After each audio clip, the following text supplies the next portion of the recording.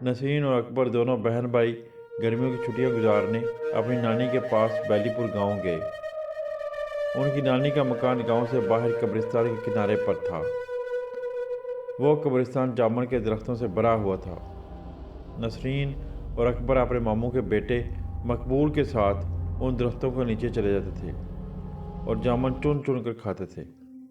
एक रोज़ वो तीनों जामुन खाने कब्रिस्तान में गए तो उन्होंने एक जामुन के दरख्त के नीचे मरी हुई चमगादड़ें देखी। वो जामुन भूलकर उन चमगादड़ों को उलट पलट कर देखने लगे। चमगादड़ें मोटी थीं जैसे वलायती मुर्गियां होती हैं और उनकी तादाद 3 थी। अकबर और नसरीन ने चूँकि पहली मरतबा इस कदर मोटी चमगादड़ों को इतने करीब से देखा था, इसलिए वो चमगादड़ों की लाशों को उलट पलट करते हुए डर भी रहे थे, साथ ही साथ शौक़ से उन्हें देख भी रहे थे। वो तीनों बच्चे इस खेल में इस कदर महव थे कि उन्हें मालूम भी ना हुआ कि उस दरख्त पर और भी बेशुमार चमगादड़ें लटकी हुई थीं, जो उन तीनों बच्चों को घूर घूर कर देख रही थी।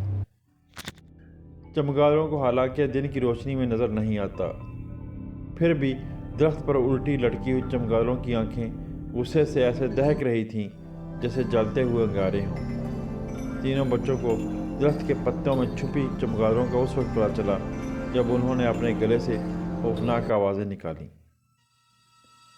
चमगादड़ों की भयानक चीख चिंगाड़ सुनकर वो तीनों बच्चे दहल गए और बदहवास होकर कब्रिस्तान से भाग खड़े हुए। घर के शहर में दाखिल होकर उन्होंने सुख का सांस लिया और एक दूसरे से पूछने लगे कि वो हैबतनाक आवाज़ें किसने निकाली थीं। मकबूल ने कहा, मेरा ख्याल है वो चुड़ैलें थीं। मेरी अम्मी कहती हैं दोपहर के वक्त कब्रिस्तान में चुड़ैलें आ जाती हैं। ये सुनकर नसरीन का रंग फीका पड़ गया और उसने डरी सहमी आवाज़ में कहा, हम उन लाशों को उलट पलट कर रहे थे, क्योंकि चुड़ैलें हमसे नाराज़ तो नहीं होगी। सहन में खड़े होकर वो ये बातें कर रहे थे कि एक चमगादड़ ज़ोर ज़ोर से चीखती उनके सरों के ऊपर से गुजर कर उस तरफ चली गई जिधर घना जंगल था। तीनों बच्चे खौफजदा होकर अंदर कमरों में जाके छुप गए। उन्हें घबराया हुआ देखकर उनकी नानी और ममानी उनके पास आ गईं और उन्होंने उनसे घबराहट की वजह दरियाफ्त की। बच्चों ने जवाब में सारा वाक़या सुनाया तो नानी अम्मा ने उन्हें डांट कर कहा, मैंने कितनी मरतबा तुम्हें कहा है कि दोपहर के वक्त कब्रिस्तान में न जाया करो, मगर तुम बाज नहीं आते। चलो आप सो जाओ, देखो बाहर कितनी गर्मी पड़ रही है। ये कहकर नानी अम्मा और मकबूल की अम्मी ने उन्हें चारपाई पर सुला दिया और ख़ुद दूसरे कमरे में चली गईं। ये तीनों लेट कर डरी डरी नज़रों से एक दूसरे को देखने लगे। नसरीन ने धड़कते दिल के साथ मकबूल और अकबर से कहा, ये हमारे सर के ऊपर से जो चमगादड़ शोर मचाती गुजरी है वो भी ज़रूर चुड़ैल होगी। मकबूल ने जवाब दिया, मेरा भी यही ख्याल है। जिस तरफ वो गई है उस तरफ बड़ा जंगल है। मेरे अबू बताते हैं कि उस जंगल में शेर, चीते, रीछ और भूत चुड़ैले बहुत रहते हैं। मकबूल के मुंह से भूतों चुड़ैलों का सुनकर नसरीन के जिस्म में खौफ की लहर दौड़ गई। उसने अपने भाई अकबर को मुखातिब करके कहा, मुझे बहुत डर लग रहा है, चलो हम आज ही वापस शहर चले चलते हैं। अकबर अब थोड़ा सा दलेर हो गया। उसने छोटी बहन को खौफजदा देखा तो बहादुर बनकर कहा, अरे तुम खामखा डर रही हो, मैं जो हूँ तुम्हारे पास, बेफिक्र हो जाओ और सो जाओ। मगर नसरीन को नींद कैसे आती, उसने बस यूं ही आंखें बंद कर लीं। उस वक्त उन्होंने कब्रिस्तान में चमगादड़ों के लड़ने की आवाज़ सुनी। ऐसा लगता था जैसे चमगादड़ें बेहद गुस्से में हों और एक दूसरे की बोटियां नोच रही हों। अगले लम्हे 2 मोटी मोटी चमगादड़ें तेज़ी से उड़ती और शोर मचाती उनके घर में घुस आईं। उन्होंने आते ही मकबूल, नसरीन और अकबर को पर मारने शुरू कर दिए।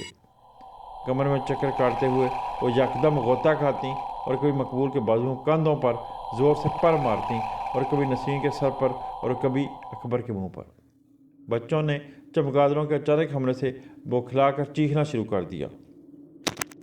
फिर इससे पहले कि नानी अम्मा उन तक पहुंचती वो तीनों बेहोश हो गए। दोबारा उन्हें होश आया तो उन्होंने देखा कि उनके गिर्द गांव के बेशुमार लोग जमा थे। उन्हीं में अकबर और नसरीन के मामू जान भी थे। मामू जान ने उन्हें होश में आता देखा तो जल्दी से पूछा कि क्या हुआ था, किस वजह से तुम बेहोश हो गए थे।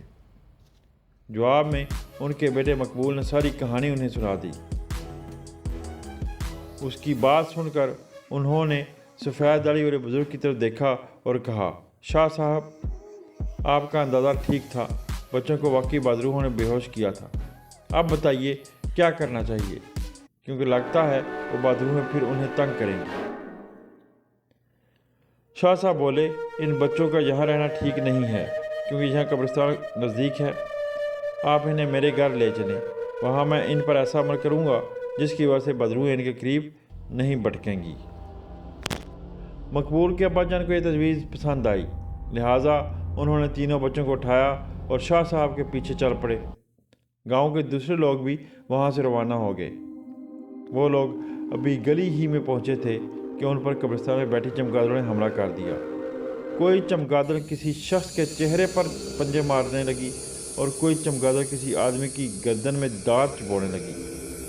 चमगादड़ों की गैर मुतवक्के जलगार से सारे देहाती लोग हवास बाहता हो गए और जिधर जिसका मुंह उठा भाग उठा। किसी ने मुड़कर यह भी ना देखा कि दूसरे किस हाल में हैं। दो चमगादड़ों ने शाह साहब को घेर लिया और उन पर पंजे पर और दांत चलाने लगीं। वो बेहद गुस्से में थीं, मुंह से ऐसी आवाज़ें निकाल रही थीं जैसे लड़ते वक्त खूनखार बिल्लियाँ उड़ाती हैं। शाह साहब चिल्लाकर चमगादड़ों से बचने की हर मुमकिन कोशिश की, लेकिन चमगादड़ों ने उनका पीछा ना छोड़ा। उन्होंने पंजे और पर मार मार कर शाह साहब का चेहरा लहू लहान कर दिया। फिर वो उनकी दोनों आंखें निकाल कर ले गई। आंखें ज़ाया होते ही शाह साहब ज़मीन पर गिर गए और चमगादड़ें भाग गईं।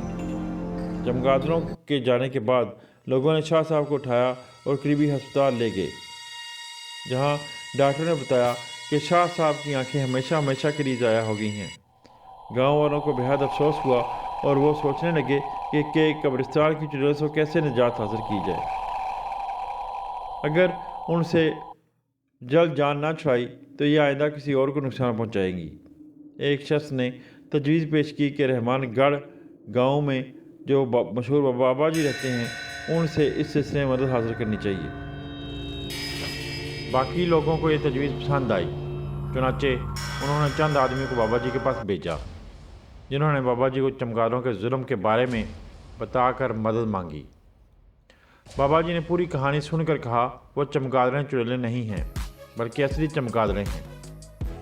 खूनहार वो इसलिए हो गई हैं क्योंकि उन्होंने कब्रिस्तान में दफन होने वाली कोई लाश खा ली होगी। बहरहाल मैं आपके साथ चलता हूँ और उन वहशी चमगादड़ों का इलाज करता हूँ। ये कहकर बाबा जी बैलीपुर गांव आ गए और सीधे कब्रिस्तान पहुँचे। बैलीपुर गांव के लोग उनके साथ साथ थे। बाबा जी ने कब्रिस्तान जाके उस दरख्त के नीचे जिस पर चमगादड़ें लटकी हुई थीं, बहुत सारे गोबर के उपले इकट्ठे कराए और फिर उन्हें आग लगा दी।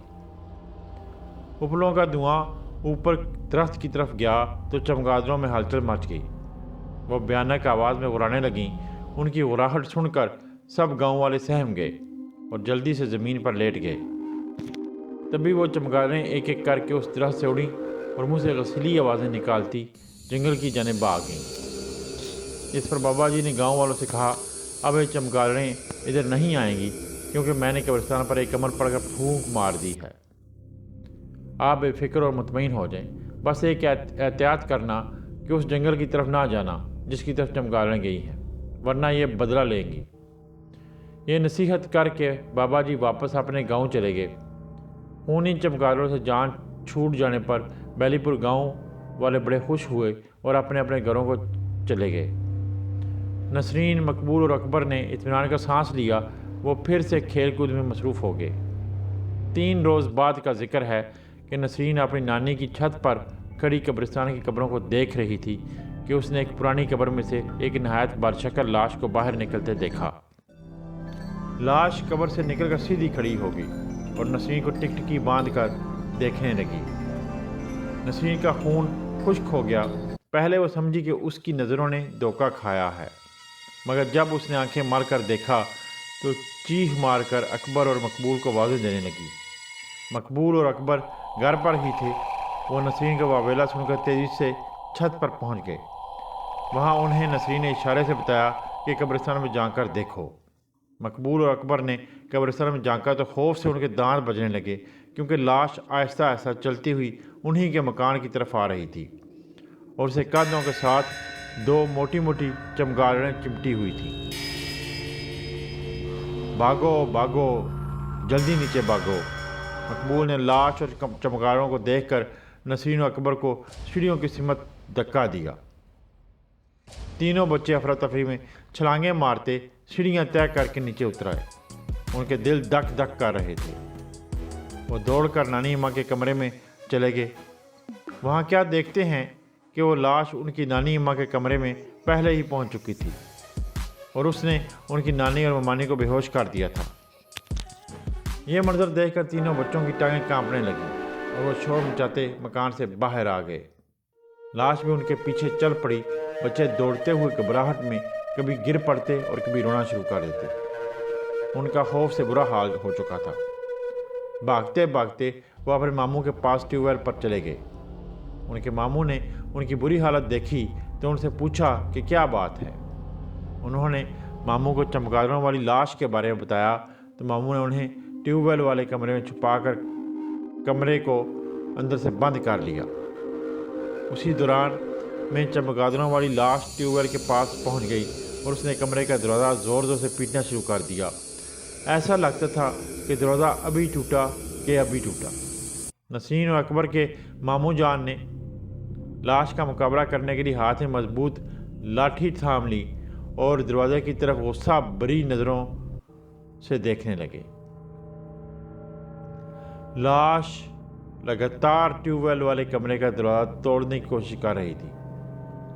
پورے گاؤں میں اس کا شور مچ گیا تھا اور گاؤں کے باشندے یا تو گھروں میں چھپ کر بیٹھ گئے تھے یا پھر دوسرے دیہات کی طرف بھاگ گئے تھے۔ کچھ لوگ رحمان گڑھ کے بابا جی کے پاس گئے اور انہیں بتایا کہ قبرستان سے ایک لاش نکل آئی ہے جس کے کندھے پر دو موٹی موٹی چمگادڑیں سوار ہیں۔ بابا جی نے یہ سنا تو وہ اسی وقت بیلی پور گاؤں میں آ گئے اور لاش کو تلاش کرنے لگے۔ کسی نے انہیں بتایا کہ گاؤں سے باہر جو ٹیوب ویل ہے لاش اتر گئی۔ لہٰذا بابا جی اس ٹیوب ویل پر آ گئے جہاں لاش نے مقبول، نسرین و اکبر کو گے رکھا تھا۔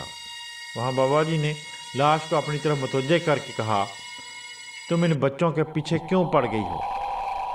کیا بگاڑا ہے انہوں نے تمہارا؟ لاش نے پیچھے مڑ کر بابا جی کی طرف دیکھا اور بھاری آواز میں آہستہ آہستہ کہا، انہوں نے چمگادڑوں کی لاشوں کو ٹھوکریں ماری تھیں۔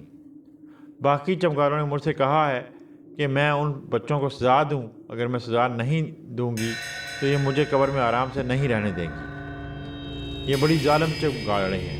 قبرستان کی اکثر لاشوں کو انہوں نے کھا ڈالا ہے۔ میں مجبوراً ان کا حکم مان رہی ہوں۔ یہ سن کر بابا جی نے منہ میں کوئی عمل پڑا اور لاش کی طرف پھونک مار دی۔ اس سے لاش کے کندھے پر لٹکی ہوئی چمگادڑیں راکھ ہو کر نیچے گر گئیں اور لاش واپس قبرستان کو چل پڑی۔ بابا جی نے بھی لاش کا تعاقب کیا اور قبرستان پہنچ کر ایک اور وظیفہ پڑھ کر چاروں کونوں میں پھونک مار دی، جس سے قبروں کے اندر چھپی ہوئی باقی ماندہ چمگادڑیں بھی جل کر کوئلہ ہو گئیں۔ اس طرح اس گاؤں کو خونی چمگادڑوں سے نجات مل گئی، جس کے بعد اکبر، مقبول اور نسرین نڈر ہو کر کھیلنے لگے۔